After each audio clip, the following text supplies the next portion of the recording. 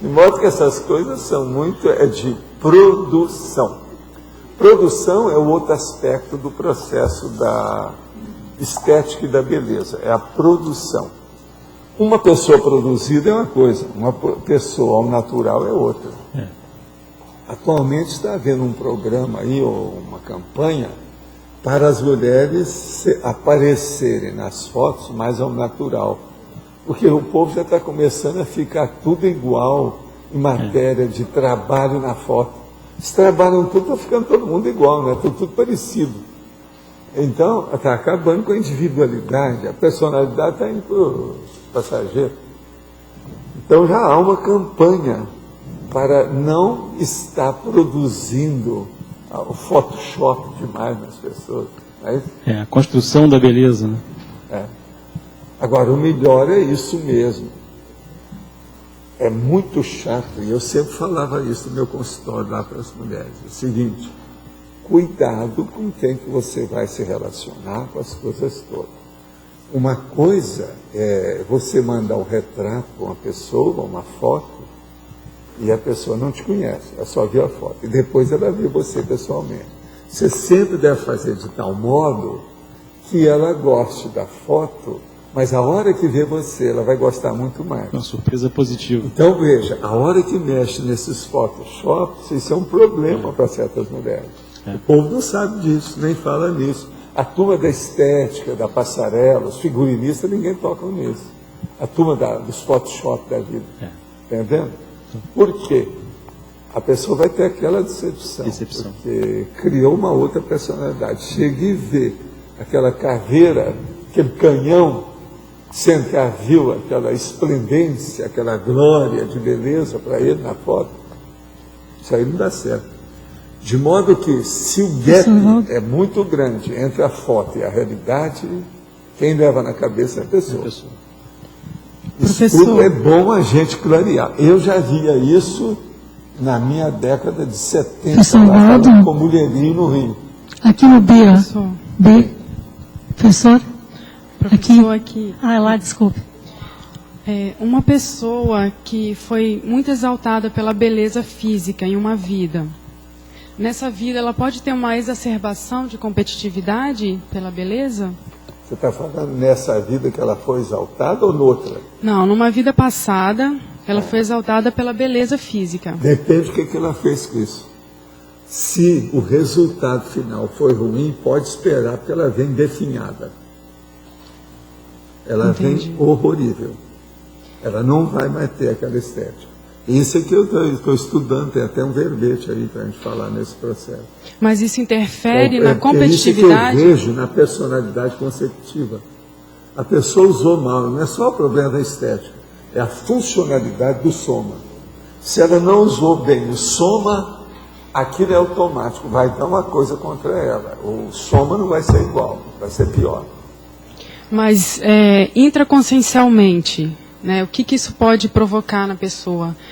Pode exaltar a competição? Consciencialmente, não, ela vai sentir os processos. Depende o nível de emotividade, comotividade, comoção que ela tem perante as coisas. Isso aí é que tem que examinar.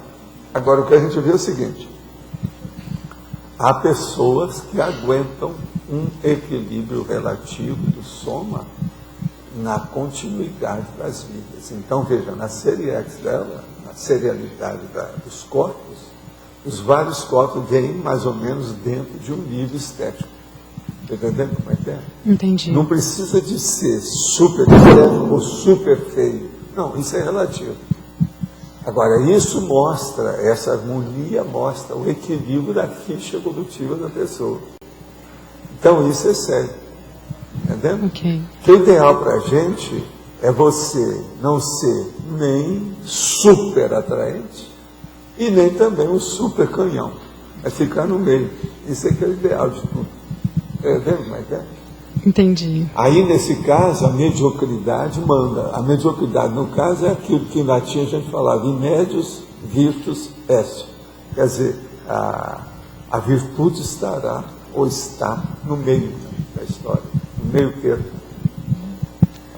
Mas quem é que estava aí, você? Não, eu só queria, antes quando o senhor falou que parece que está voltando as fotos mais naturais, né?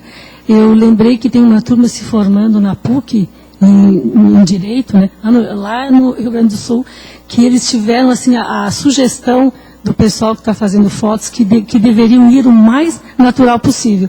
Todo mundo se surpreendeu, né? Porque a turma, a maioria são mulheres, e elas acharam estranho. Parece ser agora uma estratégia, né? De que devem ir o mais natural possível para não parecer outra pessoa, né? Aqui, ó, uma modelo, por exemplo, uma maneca, uma top model, o que se passa? Ela pode mexer no Photoshop para vender o book dela. Isso é uma coisa, é a profissão dela. Mas agora veja, ela tem que manter a produção o tempo todo. Ela tem que estar produzida onde ela aparece o tempo todo, tem que se cuidar. Essa é a profissional, isso é outra coisa. Eu tratei de muitas manecas. Por sinal, quando eu era solteiro, talvez a minha maior namorada foi uma maneca. Mas ela não apareceu muito, mas chegou a aparecer em revista, uma opção de coisa. Mas agora criava um problemão.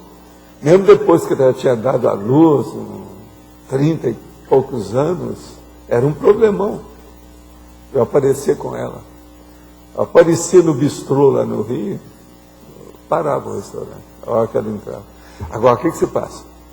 Ela, além de maneca, ela estudou tudo sobre cosmetria e era especialista em maquiagem de noiva. Uma das maiores que o Brasil já fez até hoje, construiu essa mulher. Agora, o que se passa? Com isso, ela era alta, a pose, toda arrumada, loura, você está entendendo? Uma loura firme. Agora, o que se passa? Não é loura que eu estou falando que faltou tinta, não, ela era loura. Então aquilo era um problemão. Agora veja, foi essa moça que eu fiquei conhecendo, de vida aquele banqueiro que deixou 200 filhos. O filho dela é desse banqueiro. Entende? Agora, ela me procurou porque era especialista de cosmetria. Quando eu cheguei ao Rio, ela foi atrás. Agora, uma grande mulher, uma grande personalidade. Entendeu? Cheia de problema dela lá, mas uma grande personalidade. Agora, com ela, eu aprendi muita coisa, do jeito que ela aprendeu também comigo, por causa dessa área aí. Você sabe que eu tive muito contato com gente, cabeleireiro, figurinista, cosmiatra, esse povo todo, entende? Tudo quanto é jeito, dentro da medicina, fora da medicina, tudo quanto é tipo. Devido ao trabalho lá do Sakurai. Vocês têm uma ideia? Eu mesmo fiz a apresentação de um colega meu do Brasil, que foi lá e fez o curso igual ele. Meu companheiro. Quando eu deixei o consultório, eu mandei meu povo tudo procurá-lo lá. No Rio mesmo, entende? Agora, isso tudo me deu assim um certo estudo da coisa. Eu tenho as minhas ideias pessoais a respeito disso. Você tem que ver o seguinte, quando eu deixei o movimento espírita, uma das coisas que eu queria estudar era sexologia, o processo da estética propriamente dito, o problema da exploração da vaidade feminina, principalmente por Hollywood, por isso que eu fui estudar lá. Está entendendo? Tudo isso era porque eu não tinha experiência dessas coisas. Era o caminho. Outra coisa, o processo da economia.